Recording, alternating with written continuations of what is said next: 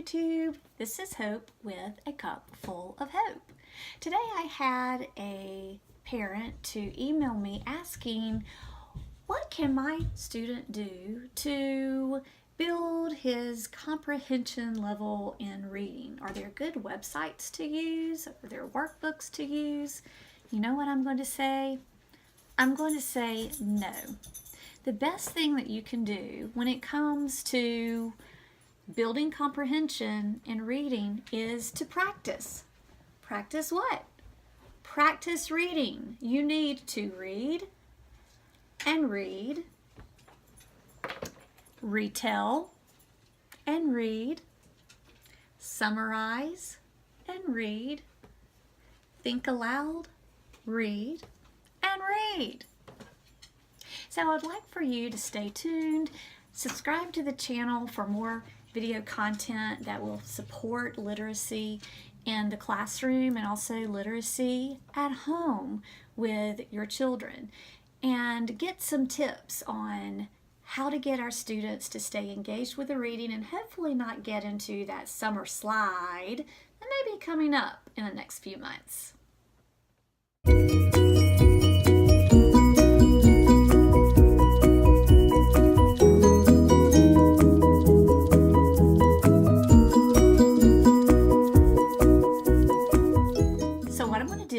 Share with you as a teacher, or if you're a parent that's watching as well, 5 simple summer strategies to build reading comprehension, so hopefully our students won't experience that summer slide, but they'll be able to keep up with what they've accomplished in the past year at their grade level.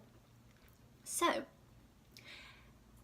subscribe to my channel if this is content that you think you would be interested in. I want to continue to add more reading tips and strategies, such as how to build fluency, what specific strategies can I use when my student is reading aloud, even at home, what strategies can I use to get them to understand text at a deeper level. Those are the types of things I would love to share. So subscribe to my channel if you're interested in that, and also like this video if you appreciate the 5 steps or the 5 tips that I want to give you to just continue some good summer reading comprehension the next 2 or 3 months. So strategy number 1. Designate a daily reading time.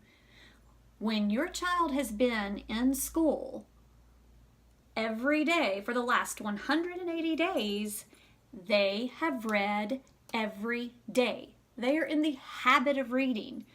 So continue that habit and have them to read at home every day. I know as a second grade teacher, our second graders are capable of reading at least up to 30 minutes. I have built 30 minutes of reading time into my reading workshop. So they are capable to read up to 30 minutes as a fluent reader.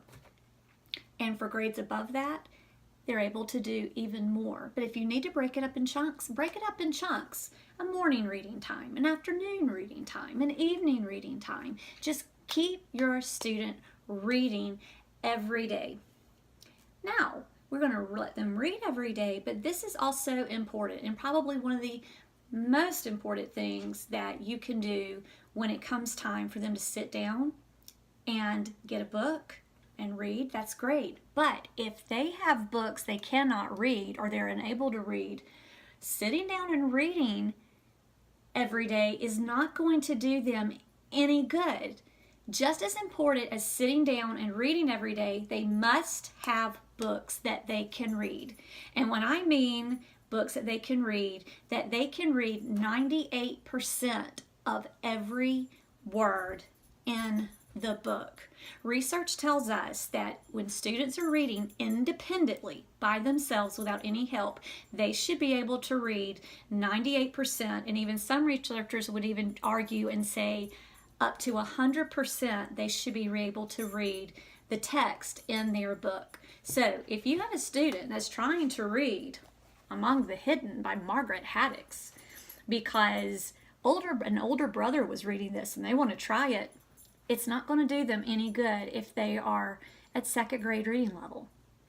They're going to struggle through the text. Even if they could say a lot of these words, are they understanding what is taking place within the text? I'm telling you, just as important as students sitting down and reading every day, we have got to get them into what teachers say is a just right book. Encourage them to use the 5-finger rule. Open up a chapter book, maybe similar to this, and have them to begin to read out loud.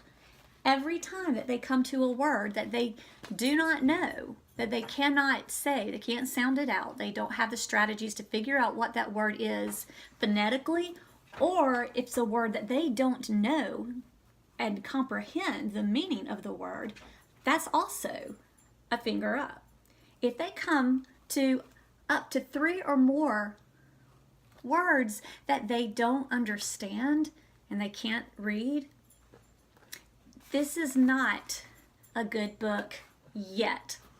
This is a someday book. Someday you're going to read this on your own, but not yet. Let's put it away for maybe a read aloud time with the parent.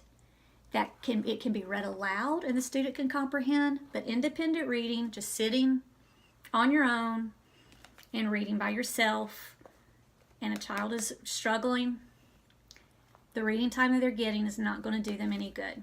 So I hope you take that tip to heart, because I really do believe that will definitely help the summer slide. Sit down and read every day, but make sure your child has a book that they really can read. Tip number 3, while they're reading, occasionally have them to read out loud to you. This can be done in the car. This can be done when you're in the doctor's office and say, oh, why don't you read out loud? And as you're hearing them to read, make sure that they're using expression. For example, if I've got a book like Curious George and the child is reading, yep, yep, yep, they barked. One tried to jump up and lick George's face. In the teaching world, we call that robot reading. We want to have a little bit more expression. So make sure that as they're reading out loud, you teach your child to get into the book. Tell them, how about backing up and read that again with expression? Sometimes you may even have to show them what you mean. Yep, yep, yep, they barked. One tried to jump up and lick George's face. If you have to show them that, get them to repeat what you just did right after you. Get them to practice that good fluency. And when they understand how to do this, yes, it helps expression. Yes, it helps fluency. It also helps comprehension, because they have to put themselves in the place of the characters. They have to understand, should my voice sound happy? Should my voice sound sad? And it's helping them to even get into the role of the character as well. So two things that they can learn and work on and practice just by reading out loud some to you and getting into the role of the character. Tip number 4. How about some card tricks? No, I don't mean playing card tricks or Uno tricks. I just mean take advantage of everyday type of opportunities to get your child to read. For example, graduations are coming up. Father's Day is coming up. Weddings are coming up. Throughout the summer, what do you have to do? We go out and we buy cards to give to our loved ones to celebrate their momentous occasions. Take your child and let them go and help pick out the card. Have them to read the cards. They can read out loud. And what's great about greeting cards is a lot of times they have multiple meaning words in them to be fun. A lot of times they may have idioms inside of these cards to give a good laugh to the person who's receiving the card. This is another great comprehension strategy for children who are learning how to determine what text means, especially when it comes to figurative language. So when you have those opportunities to go get cards, take your child along with you and let them spend some time reading and getting into what the fun part of a card is. And then finally, tip number 5, you may be surprised that I would say this because it really has nothing to do with sitting down with a book or a text, but I would suggest that you have storytelling time yourself. Come up with a picture. Come up with a story just as you're walking outside, as you're walking the dog. Come up with a story that might be funny, or a campfire story when you're camping out. The reason I say that you can do these things is because when we tell stories, we have to understand that every story basically has a framework. It has a beginning that teaches characters and settings at the very beginning, and then the middle is building that plot, the problems beginning to develop, and then of course the end, we resolve the problem.